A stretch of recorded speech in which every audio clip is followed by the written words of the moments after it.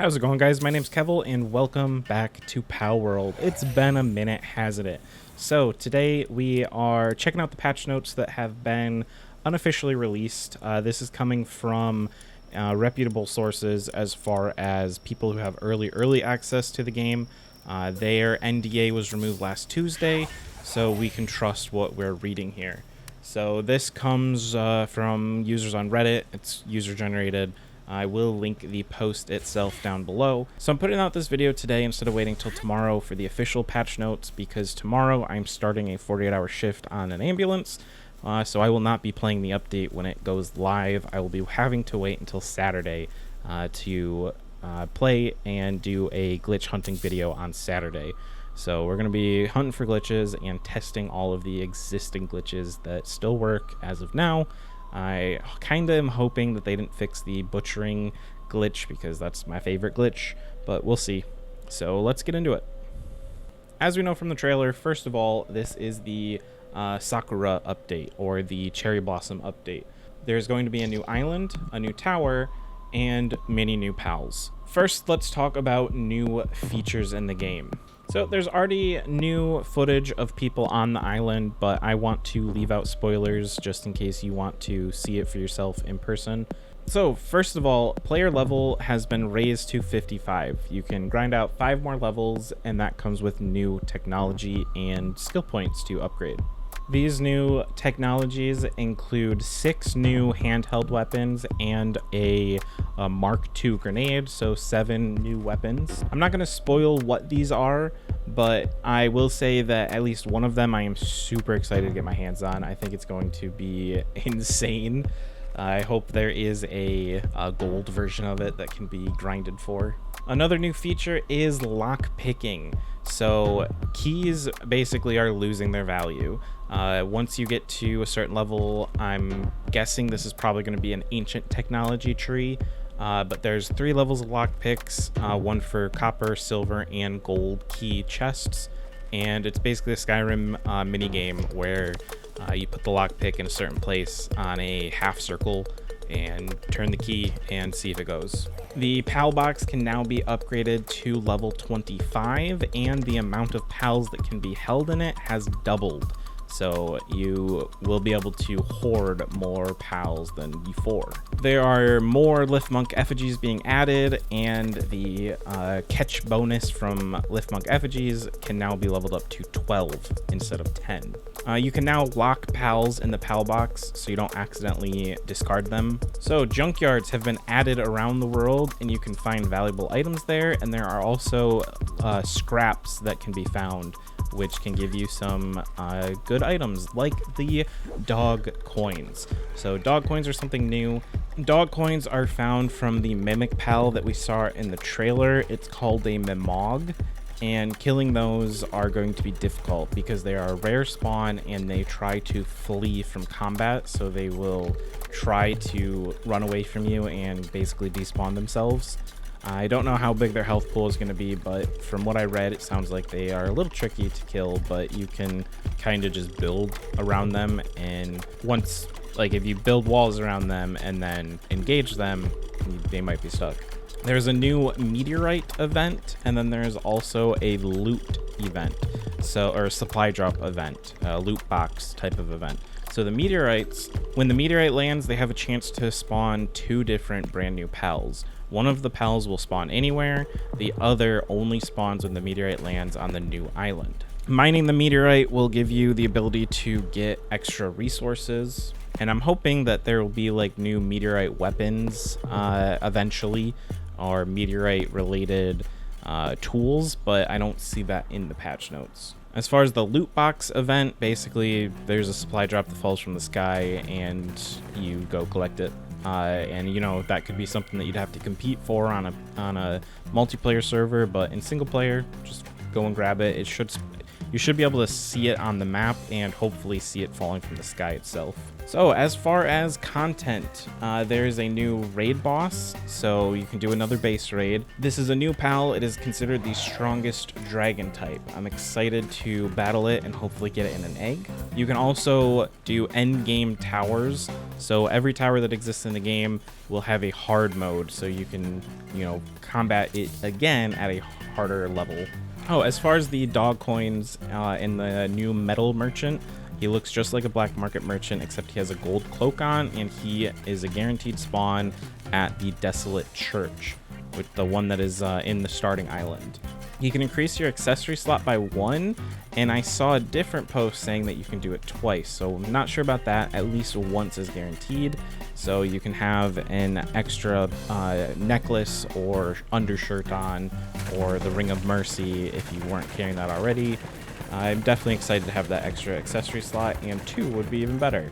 There's also a new Ring of Freight, as in like freight train, which increases your carrying weight while you're wearing it. And then there are also new remedies and elixirs, which will increase your base stats up to their max level of, I'm guessing, 55. So these are something that are going to be hard to obtain. You have to get special ingredients for them or buy them from the Doge Coin trader.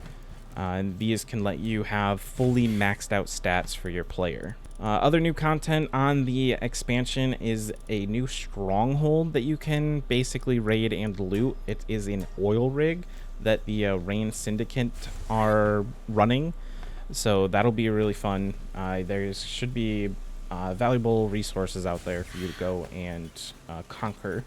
On multiplayer servers, the Desiccated Desert has a arena where you can go do battle against other players, do some Pokemon battles with your pals. That should be fun and exciting. Looking forward to that.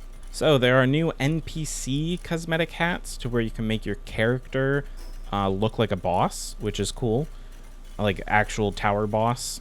And then there are new pal cosmetic hats, so you can, I guess, make your character wear a hat that looks like specific pals.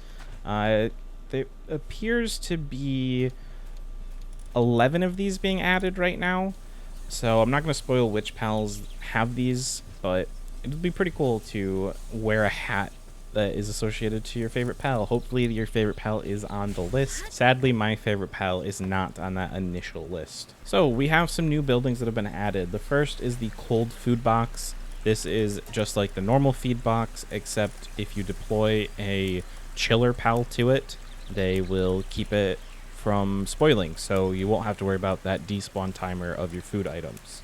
There's also a new sulfur mine and coal mine that you can deploy at your base, so you no longer need a special base to get those items. There's a pal disassembly conveyor, which is pretty terrifying. It automatically butchers pals for you. You get the drops from it, but it's basically just a murder machine, so I don't know if we're going to use that. And they also added a new crusher. It's an upgraded crusher that can break down various items into different items. Certain pals have skins that the game has added. You can get some of these from the Doge merchant, I believe, and you can use a dress-up building to assign these skins to your pals. It's going to be a limited selection of skins in the beginning. It seems like there's one skin that's available for everyone, and then you can there will be more skins added in the future. There's a new building material, which is glass building, so you can add basically glass walls, glass foundations, glass stairs. It'll be cool to mess around with that for some buildings, have some glass roofs on your buildings. Pillars are being added, which will support floors or ceilings, so that way when you accidentally demolish a wall or a foundation, the entire thing above you won't break because the pillars will be supporting it. That'll be really cool to integrate into some builds. And it appears that once you get to PAL Box level 25, you will be able to have a 4th base on the map. So I'm definitely happy about that change. So they are finally making the monitor stand do what I want it to do. I didn't really like the overworking pals because I like to be friendly with my pals. You can now directly assign pals to workstations at the monitoring stand, which is what I had hoped it was going to be when they first put it out. Pals will be able to automatically take items out of the station after it's crafted, so you won't have to manually go to every workstation and then drop the items off in storage. Pals will do that for you. So we have 24 new pals, along with a bunch of new moves that they can learn, and then some new passives. This gets interesting. So I consider there to be really three passives that I'm interested in.